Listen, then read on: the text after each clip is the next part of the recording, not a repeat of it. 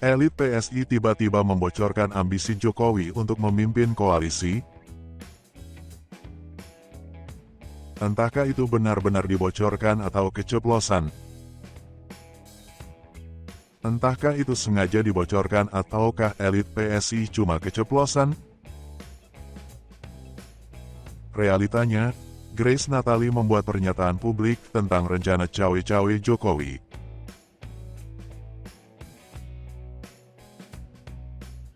Adanya rencana cawe-cawe tersebut mengindikasikan adanya ketidakpercayaan Jokowi kepada Prabowo.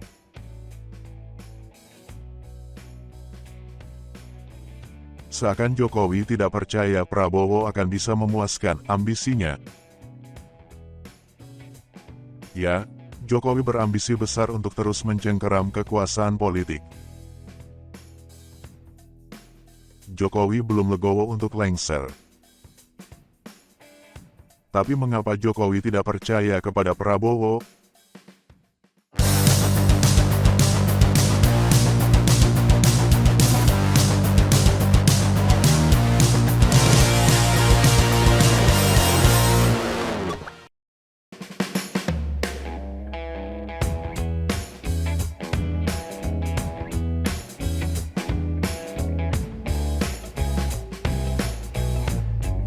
Grace Natali, atas nama Ketua Dewan Pembina PSI Jeffrey Giovanni, menyampaikan gagasan koalisi permanen. Nantinya, koalisi permanen ini akan dipimpin oleh Jokowi. Jokowi harus di atas partai-partai, katanya. Itu berarti pula Jokowi di atas Prabowo untuk mengendalikannya.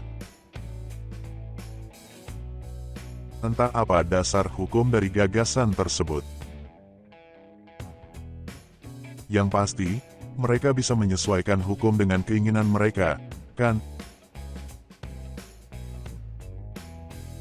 Toh undang-undang saja bisa diubah dengan cepat, demi menjadikan Gibran sebagai cawapres.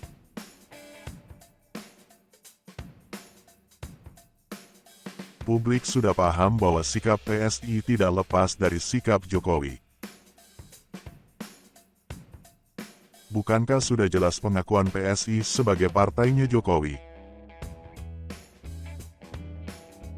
Tapi, mengapa rencana cawe-cawe dan ambisi Jokowi itu dibocorkan kepada publik?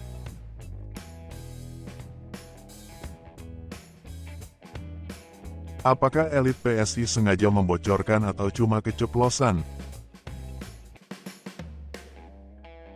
Apa motif elit PSI membocorkan rencana cawe-cawe Jokowi tersebut?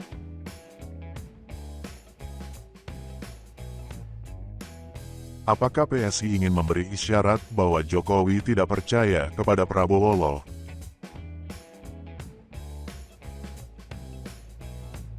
Bahwa Jokowi tidak akan begitu saja mengalihkan kekuasaan kepada Prabowo. Sepertinya, PSI ingin meminta dukungan publik kepada Jokowi. Dukungan publik agar Jokowi bisa terus menggenggam kekuasaan walaupun sudah lengser pada akhir tahun ini.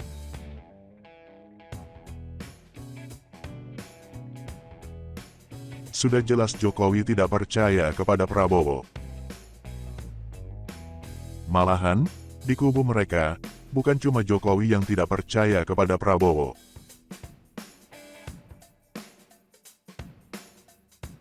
Para fanatik tegak lurus Jokowi kerap menyatakan keberadaan Gibran sebagai cawapres adalah untuk mengendalikan Prabowo.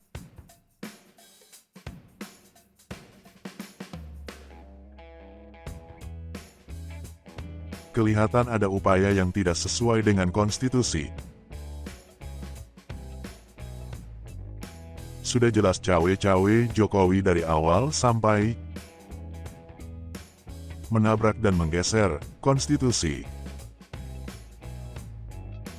Karena tidak percaya kepada Prabowo, maka Jokowi menempelkan anaknya untuk menjadi cawapres.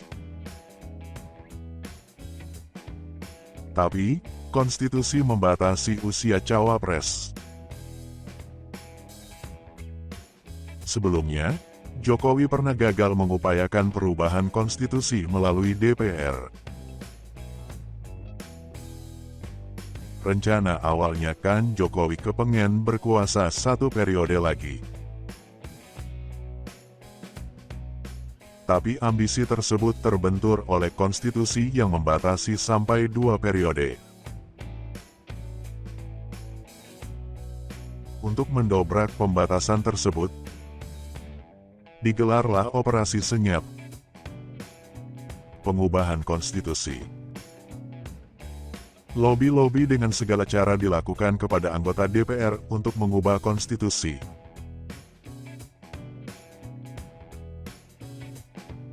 Tapi operasi senyap tersebut terhenti oleh penolakan Megawati. Jokowi pun kecewa tapi tidak kehilangan akal.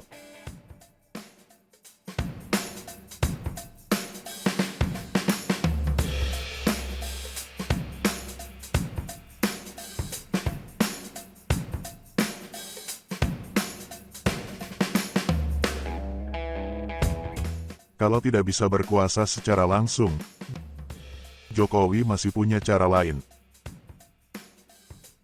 Dia berpikir bisa menunggangi tokoh populer seperti Ganjar, Prabowo, dan tokoh-tokoh lainnya. Berbagai cawe-cawe dilakukan Jokowi untuk memastikan ambisinya terwujud. Akhirnya, Prabowo yang dia pilih karena peluangnya cuma ada pada Prabowo.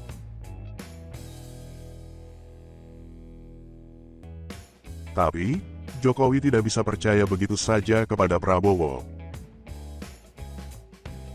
Operasi meloloskan Gibran pun digelar, terutama dalam mengubah konstitusi.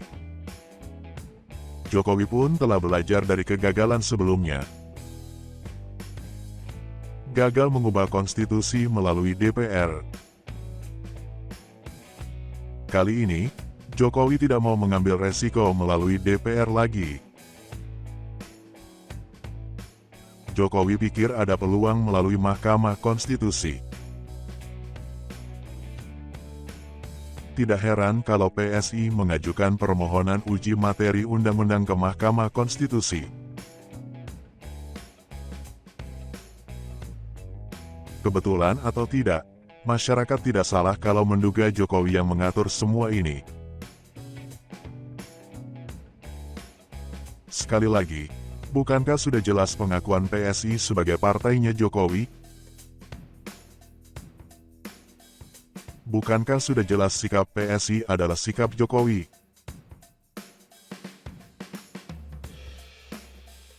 Jadi, kalau saat ini PSI bilang mau bikin koalisi permanen yang dipimpin Jokowi, bisa dipastikan itulah keinginan Jokowi. Karena Jokowi tidak percaya bahwa Prabowo bisa memuaskan ambisi Jokowi untuk terus mencengkeram kekuasaan.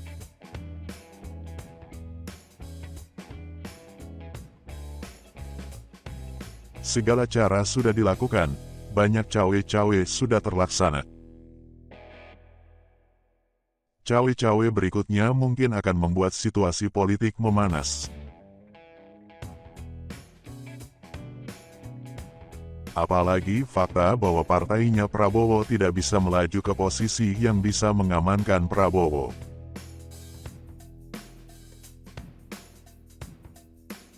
Posisi Gerindra di DPR diduga masih di posisi ketiga. Sebuah keanehan partai dari calon presiden terpilih tidak bisa memperoleh suara yang besar. Prabowo meraih 58%, tapi Gerindra cuma 13%. Seperempatnya pun tidak sampai. Seperti ada permainan dan settingan tertentu. Tentu saja, ada permainan untuk meloloskan dan melambungkan partainya Jokowi.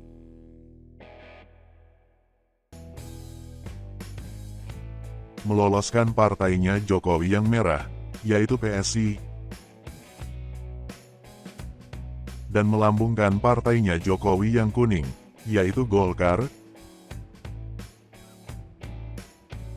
PSI tampaknya sudah gagal. Tinggal Golkar yang menjadi tumpuan Jokowi untuk cawe-cawe selanjutnya. Tidak ada jalan lain untuk memuaskan ambisi Jokowi. Bagaimanapun, Jokowi tidak bisa percaya kepada Prabowo. Dia harus dikendalikan melalui posisi cawapres dan koalisi permanen.